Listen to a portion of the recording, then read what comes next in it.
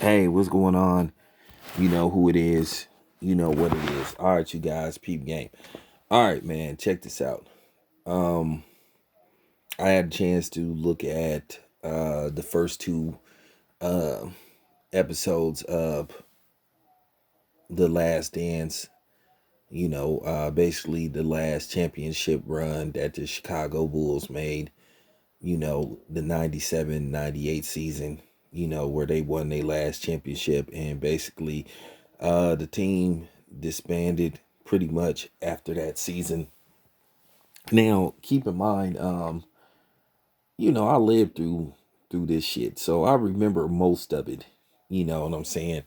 All the rumblings about what was going on behind the scenes, because, like I said, I lived through it. Now, keep in mind that the internet was relatively new, so they didn't have what they have today. Now, basically, had they had what they had today, all these different social media websites like YouTube and etc.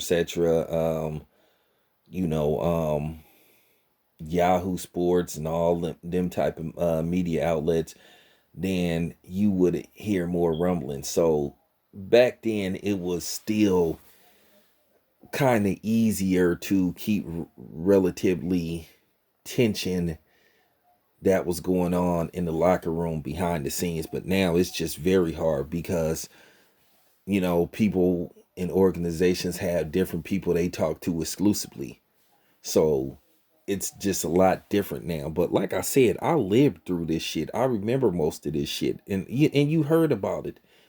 you know this is basically back then.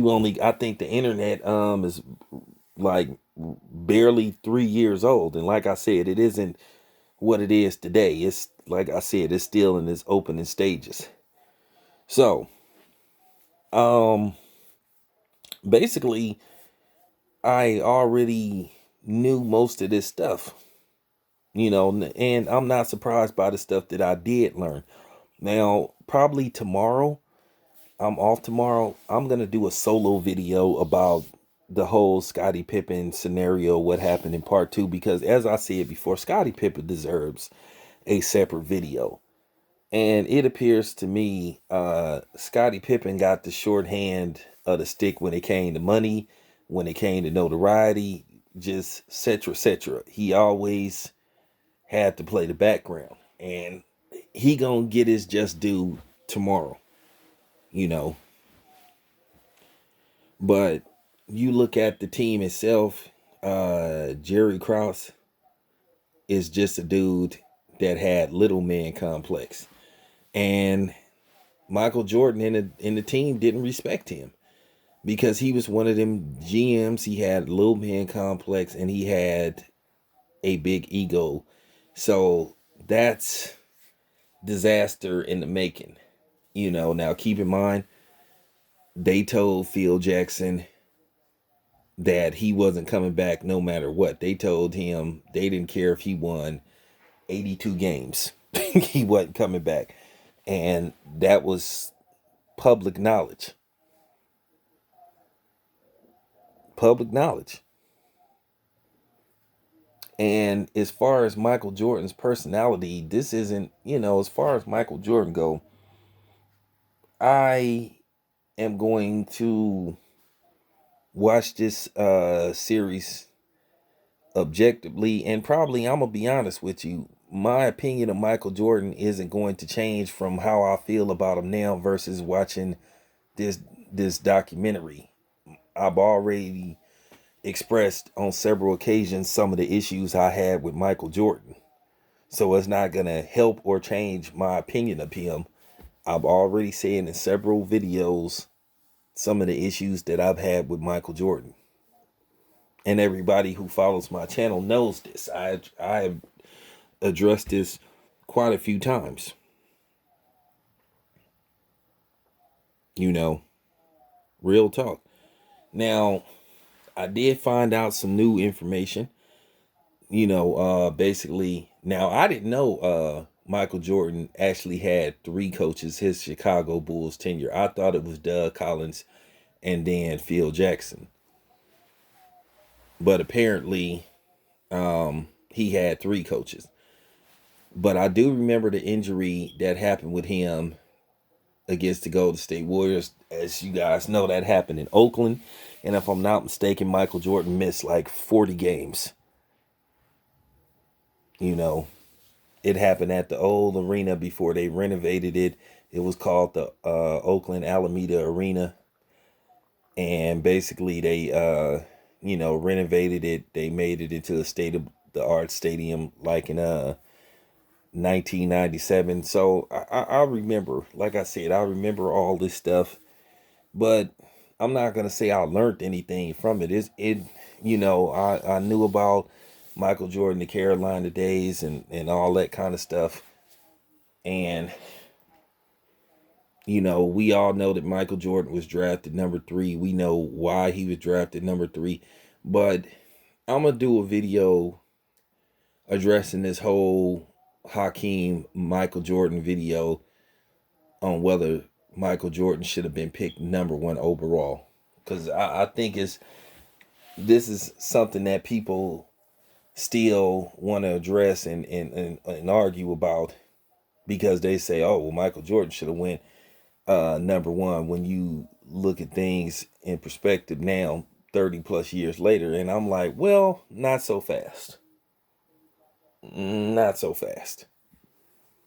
Because once again, it's still a argument, a legitimate argument, if Michael Jordan is the greatest basketball player of all time, because he definitely ain't the greatest college basketball player of all time. Now I know when people are doing these specials, they have to sensationalize and make the person that they're talking about, they have to enhance it, they have to show certain type of highlights to support their argument, and basically, I'm not going to say brainwash you, like make you, look at it like, wow, they're right. So you're mesmerized by what they say in the, in what they say in on the programming, because that's why they call it a program, because they want to program you to believe whatever they are presenting to you on TV. So like I said, of course they're going to show these highlight reels and edit it to where it's like, wow, but that don't work on me, because at the end of the day, just like they can show all these highlights of Brent Favre, and throwing touchdowns and making great plays. Well, what about the terrible throws that he made, those horrible interceptions that he would throw at times? So y'all got to take that in perspective also. Y'all got to think about that. Don't get mesmerized. Don't get lost in the sauce when they say, I never saw a college player like that. Well, of course he's going to say that, because he's being paid to say that type of shit. So I don't get lost in the sauce. But as I said before, I saw Michael Jordan at North Carolina, and I saw him, you know, get drafted and go into the NBA, and he became a superstar, and he did a lot of good things for the league. He made the league $1 billion entity. You know what I'm saying? He changed the sneaker game forever. He put it to where sneaker is everyday life now, where people, so he did a lot of good things, and you can't take that away from him. But if you look at the Chicago organization as a whole, there were times where the owner should have stepped in. You know, I know a lot of times the owners say, well, I'm not going to interfere, but there come time where they have to interfere. You don't want an owner that does absolutely nothing. I mean, keep in mind, I'm a Golden State Warrior fan, and I lived through some of the most horrible ownership groups ever. Chris Cohan might have been possibly one of the worst owners in the history of the NBA. The former owner of the Golden State Warriors before Joseph Latham and Peter Grover bought him. But um, the Last Dance, so far so good. The first 2 episodes were well put together. It's very insightful. If you a Michael Jordan apologist, and worship the ground he walk on, you're gonna love him even more. As far as Michael Jordan's image go, well, I don't see nothing so far that's gonna make me change my opinion about him. We already know that Michael Jordan was about himself. And we know Michael Jordan was arrogant. We know Michael Jordan was a fierce competitor, and that's good. So, like I said before, um, I don't think my opinion is going to go in any direction of how I currently feel about Michael Jordan. So, that's just basically the bottom line. This your boy Town Biz. I'm out.